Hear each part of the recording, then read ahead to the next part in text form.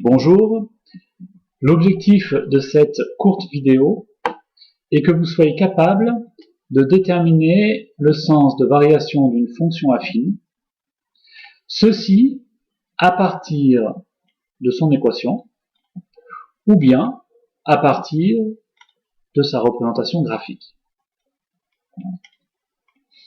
La vidéo se compose en deux temps. Un premier moment où je traite deux exemples, je les explique. Un deuxième moment où vous aurez trois exercices à réaliser. Pour ceci, vous devez mettre la vidéo sur pause, formuler une réponse et ensuite regarder la correction apportée. Le premier exemple que je vous propose est la fonction f de x est égale à 2x moins 3. Je vous rappelle que les valeurs 2 et moins 3 sont associées au coefficient petit a et petit b de la forme générale algébrique d'une fonction affine. Et que c'est le coefficient petit a qui va nous parler de la pente de la droite, c'est-à-dire qui va nous dire si notre fonction, notre fonction, est-ce qu'elle est croissante ou est-ce qu'elle est décroissante. Une fonction croissante aura une droite de pente positive, une fonction décroissante aura une droite de pente négative. Prenons le premier exemple. Vous devez vous poser la question, quelle est la valeur du coefficient petit a? Ici, le coefficient petit a, c'est 2. Donc, on n'a rien d'autre à dire que, puisque le coefficient petit a est positif, la fonction affine est croissante. On le constate, vous voyez, ici, y est égal à 2x moins 3. J'ai repris la forme algébrique de notre fonction. Je la représente graphiquement. On la voit apparaître. C'est une fonction qui, lorsque je me déplace dans le sens des x positifs, c'est une fonction qui a une valeur qui est de plus en plus grande. Donc la fonction est croissante. Je pourrais faire apparaître son coefficient directeur. On voit apparaître la valeur 2, qui correspond bien à la pente de la droite. Et ceci confirme bien que la fonction est croissante. Très simple. Exemple suivant. La fonction f de x est égale à moins 5x plus 10. Cette fois-ci, le coefficient directeur, la pente de la droite, est donné par la valeur moins 5. C'est une valeur qui est négative. La fonction est décroissante.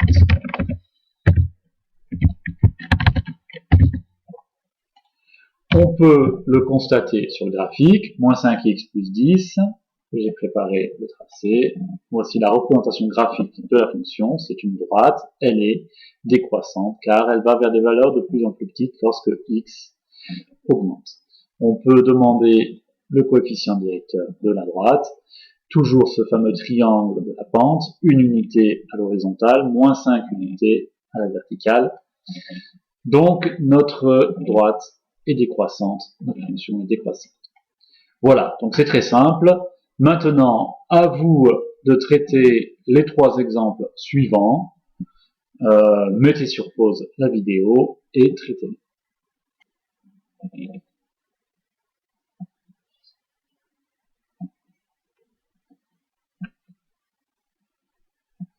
Bien.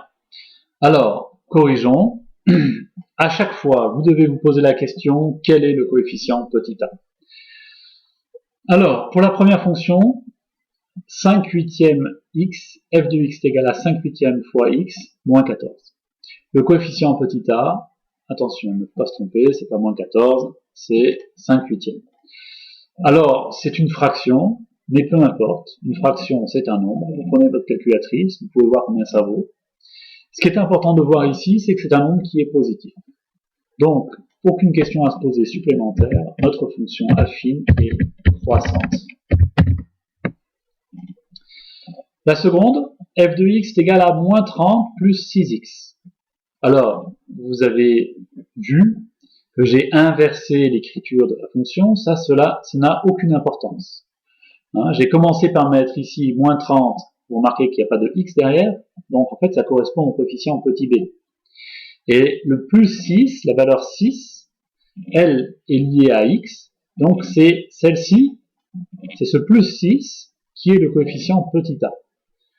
Donc ici, petit a, il vaut plus 6, il est positif, la fonction est croissante.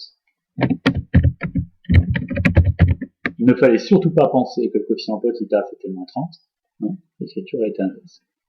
Dernière fonction, donc le coefficient petit a, quel est-il? C'est le coefficient qui est devant le x, toujours. Ici, vous me direz, il n'y a rien devant x. En réalité, quand vous n'avez rien devant x, cela revient à avoir 1 fois x, parce que 1 fois x multiplié par 1, ça ne change rien. Donc en général, on ne l'écrit pas.